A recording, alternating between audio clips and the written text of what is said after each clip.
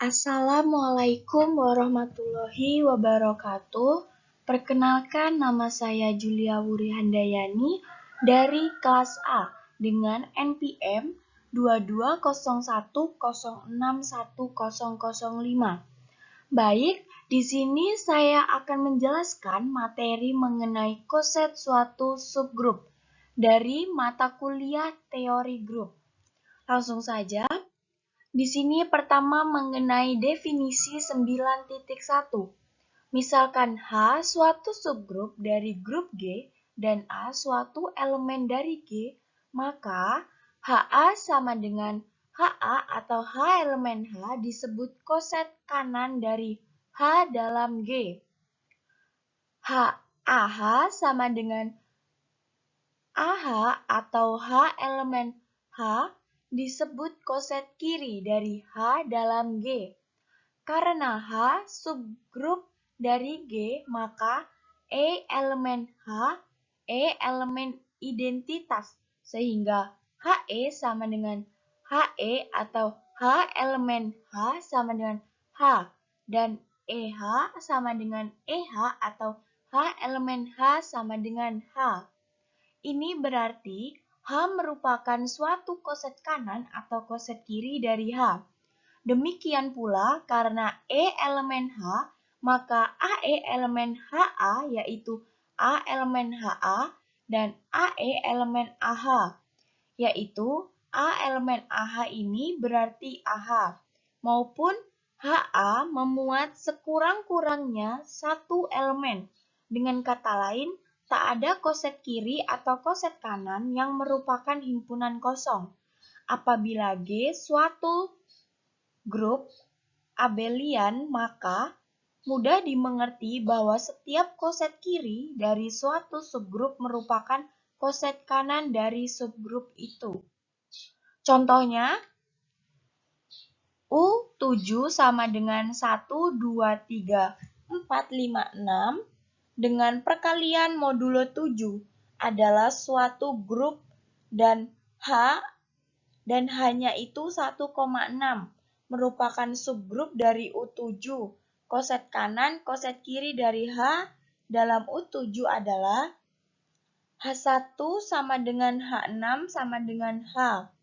H2 sama dengan 1 dikali 2, 6 dikali 2 sama dengan 2,6 sama dengan H5.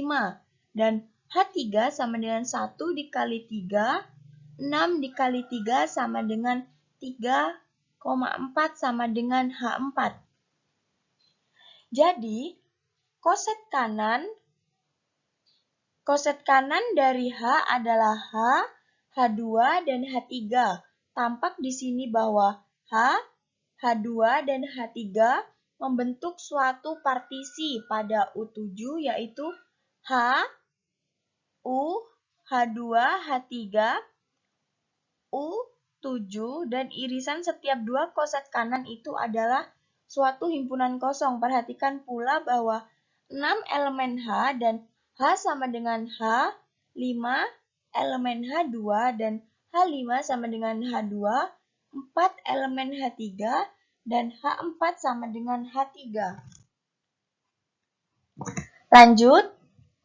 Di sini himpunan S itu ada 1, 1, 2, 1, 3, 2, 3, 1, 2, 3, 1, 3, 2, yaitu grup simetri tingkat 3. Dan H sama dengan 1, 2, 3 adalah subgrup dari S3. Koset kanan dari H dalam S3 adalah H1-nya sama dengan H, 2 dan 3 sama dengan H. Lalu untuk H1, 2 dan sama dengan 1 bundaran 1, 2, 2, 3 bundaran 1, 2 sama dengan 1, 2, 1, 3, 2 sama dengan hanya 1, 3, 2. Lalu selanjutnya yang H3 sama dengan 1 bundaran 1, 3, 2, 3 bundaran 1, 3 sama dengan 1, 3, 1, 3, 2 sama dengan hanya jadi 1, 2, 3. Jadi semua koset kanan dari H dalam S3 adalah H, hanya 1, 2, dan hanya 1, 3, perhatikan bahwa koset kanan dari H ini membentuk suatu partisi pada S3. Perhatikan pula bahwa 23 elemen H dan H23 sama dengan H, 123 elemen H13 dan H123 sama dengan H13, lalu 132 elemen H12 dan H132 sama dengan H12. Sedangkan koset kiri dari H dalam S3 adalah 1H sama dengan 2, 3H sama dengan H. Lalu selanjutnya 1, 2H sama dengan 1, 2 bundaran 1, 1, 2 bundaran 2, 3 sama dengan 1, 2, 1, 2, 3 dengan elemen 3, 2, 1 sama dengan H. Lalu yang ketiga 1, 3H sama dengan 1, 3 bundaran 1, 1, 3 bundaran 2, 3 sama dengan 1, 3, 1, 3, 2, 2, 3, 1 sama dengan H. Jadi, koset-koset kiri dari H dalam S3 adalah H12, H, dan 13H. Koset-koset kiri dari H ini pun membentuk suatu partisi pada S3. Perhatikan bahwa 23 elemen H dan 23H sama dengan H. 1, 2, 3 elemen 1, 2H dan 1, 2, 3H sama dengan 1, 2H, 1, 3, 2 elemen 1, 3H dan 1, 3, 2H sama dengan 1, 3H. Perhatikan pula bahwa H12 tidak sama dengan 12H dan H13 tidak sama dengan 13H. Hal ini terjadi karena S3 bukan subgrup abelian. Lanjut, untuk yang teorema 9.1, jika H subgrup dari G, maka A elemen H jika dan hanya jika HA sama dengan H. Kita buktikan jika A elemen H, maka HA sama dengan A.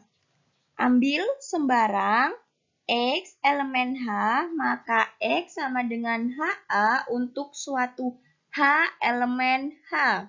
Karena A elemen H dan H elemen H serta H subgrup dari G, maka HA elemen H sehingga X elemen H. Hal tersebut menunjukkan HA C. Maka sembarang Y elemen H karena A elemen H dan H subgrup, maka A inverse elemen H sehingga YA inverse elemen H. Akibatnya YA inverse A sama dengan Y elemen HA, jadi H himpunan C HA. Dengan demikian terbukti bahwa HA sama dengan H. Sebaliknya, karena H suatu subgrup, maka E elemen H sehingga A sama dengan A elemen HA. Selanjutnya, karena HA sama dengan H, maka A elemen H. Lalu,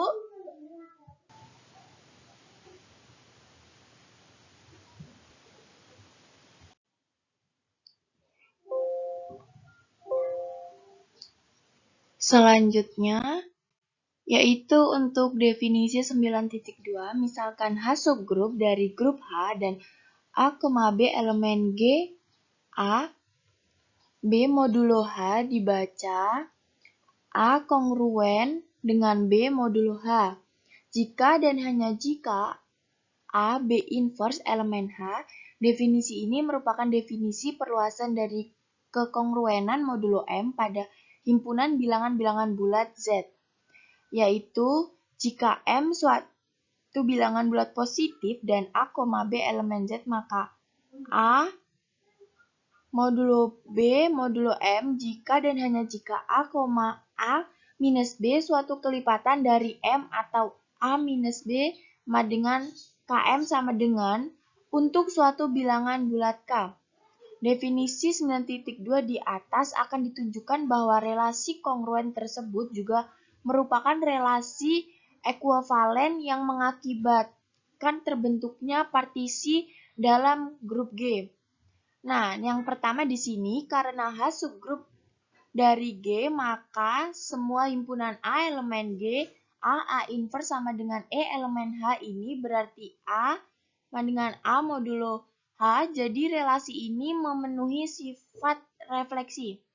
Lalu yang kedua, jika A, B modulo H yaitu A, B inverse elemen H dan H subgrup dari G, maka A, B inverse elemen H, dan karena AB inverse sama dengan BA inverse, maka BA inverse elemen H yang berarti B-nya sama dengan A modulo H, jadi relasi ini memenuhi sifat simetrik.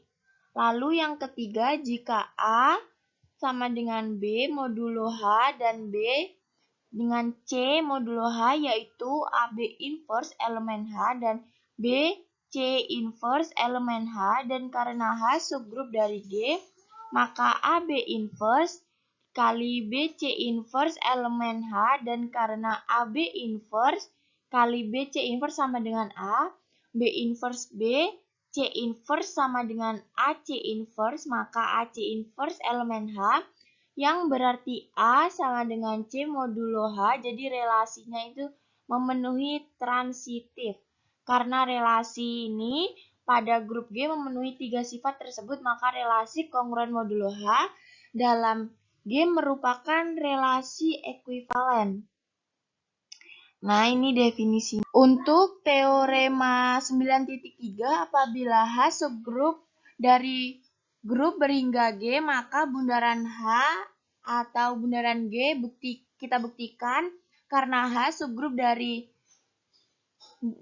dari grup berhingga G, maka H suatu himpunan berhingga pula. Karena G berhingga, maka banyak koset kanan dari H berhingga pula. Misalkan K, katakan koset kanan dari H tersebut adalah HA1, HA2, HA3 sampai dengan HAK. Koset kanan ini membentuk partisi dalam G, yaitu bundaran G sama dengan HA1, U, HA2 sampai dengan HAK, dan HAI, HAJ sama dengan ini untuk I tidak sama dengan J. Misalkan bundaran H sama dengan N, dan telah dibuktikan di atas bahwa HAI ini HAJ, maka semua himpunan I sama dengan 1,2 sampai dengan K. Bundaran HAI sama dengan N, sehingga bundaran G sama dengan KN atau bundaran G sama dengan K bundaran H. Jadi bundaran H atau bundaran G itu tadi penjelasan dari saya. Kurang lebihnya saya mohon maaf. Saya akhiri. Wassalamualaikum warahmatullahi wabarakatuh.